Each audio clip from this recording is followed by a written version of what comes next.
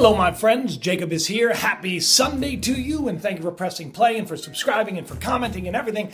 Okay, so I hold off on a lot of things that I find interesting because I usually have one topic that I want to hone in on. I'm going to bring you that show on Wednesday, but I stumbled upon something yesterday that I knew I had to get to you because everybody is interested in whether or not ghosts exist. Well, Cern has something to say about that, and today we're going to find out what that is. So buckle up, people, because we're talking the paranormal.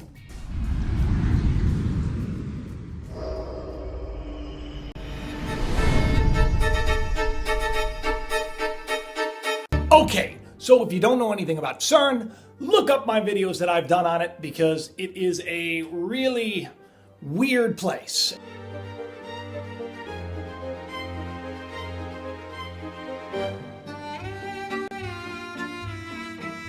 All right, so if you don't know anything about Cern, the Large Hadron Collider, look at some of my older videos. Place is messed up. They're smashing atoms at like the speed of light.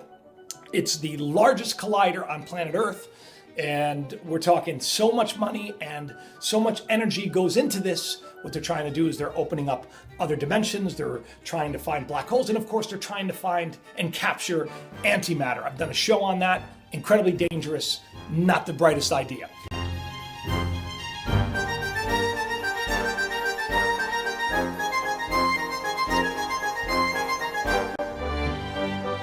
Just recently in an interview, Professor Cox, who works over there, some bigwig over at Cern, was interviewed by Neil deGrasse Tyson about ghosts and whether or not they exist.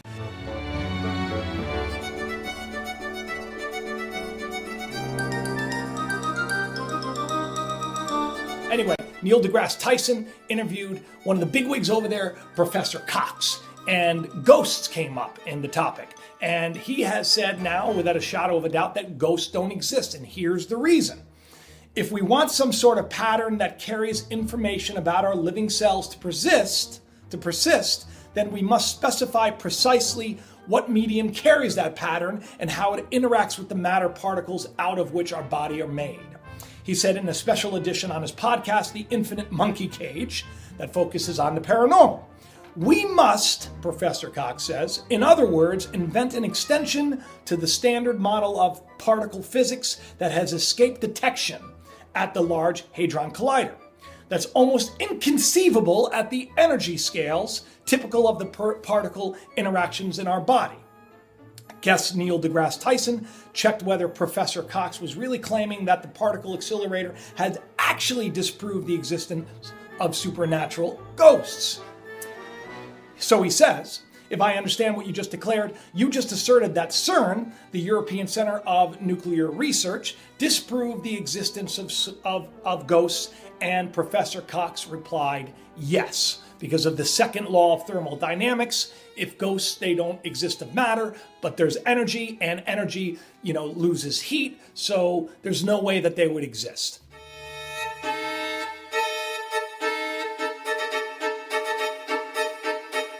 I'm not saying that that's the case. If you believe in ghosts, go on with your bad self. If you don't believe in ghosts, then, you can add this to your checklist of why they don't exist. I believe without a shadow of doubt that we exist after this little body of ours. We are made of matter, but our spirit, the energy that is within us, it never ceases to exist in motion. That's proven. Einstein was one of the guys that said God doesn't roll the dice. Einstein, big brain guy, right? He believed without a shadow of a doubt in the existence of God and in the existence of an afterlife.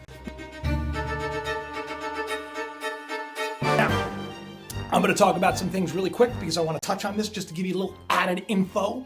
There are people that believe in reincarnation. Now, if you don't believe in reincarnation, that's fine.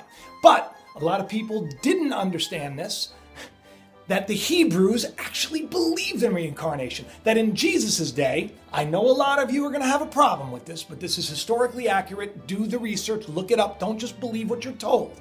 In Jesus' day, they believed that prophets came back from the dead and were reincarnated. Jesus was famously quoted when he was talking about John, that John, he said, if you can receive it, is Elijah.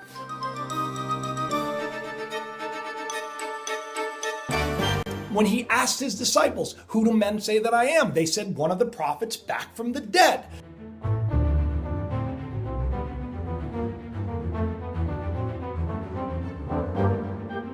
There are other passages that basically lend credibility to the idea of reincarnation, where the disciples are walking with Jesus and they see a man that is born blind. And they ask Jesus, they say, Jesus, why was this dude born blind? What did he do to receive such a punishment? Was it his fault or was it his parents' fault?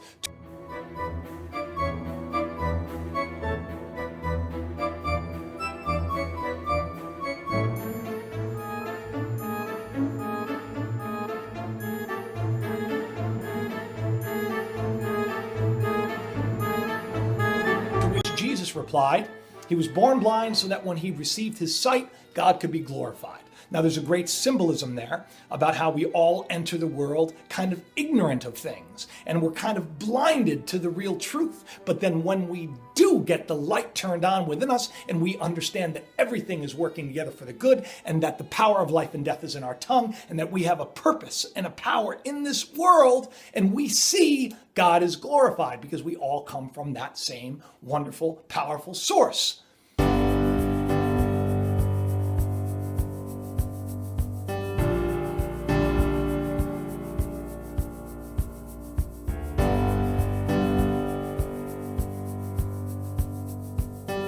Say that reincarnation exists because that would explain if God's no respecter of persons, why some people are born in, just abject poverty and some people are born with great wealth. Some people are born and as children are suffer terribly and others don't.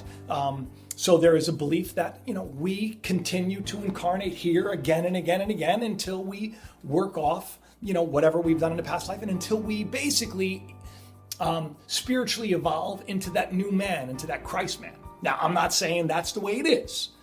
There are a lot of people that also believe that we live one life and that's it. And then after that, you go to heaven, you go to hell. You can believe what you want. I say, instead of just believing what you're told, start seeking, start asking questions. In any event, just know this, right? You're not just this little mortal body and this little short 80 to whatever years that you're on this planet. That's not all there is. If that was the case, I'd say go do what you want, right? Because nothing matters in the grand scheme of things. And if that really is what most people believe, they should be living their life to the fullest. But I know without a shadow of a doubt that our actions have consequences.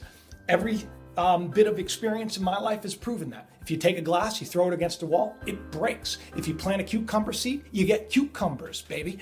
Whatever we throw into this world, spiritually speaking, it manifests and we get some kind of a harvest in return. So who's to say that when we live our life here, that there isn't going to be some kind of reward or correction? I'm not one of those people that believes that you can do whatever you want, and if you die, that's it. I believe we move on. And I hope each and every one of you move on and understand that there is more to this life than you've been told. So keep seeking. Don't forget, this Wednesday, I will have my regular show, Tuesday night, Wednesday morning, around there. It's going to be awesome. I've been doing research on it all week, and I can't wait to share it with you. So do me a favor. Please do subscribe. Tell your friends. Come to the channel and have the best day ever. And don't let the spooky ghosts get you all down in the dumps, because Cern says they don't exist. You decide.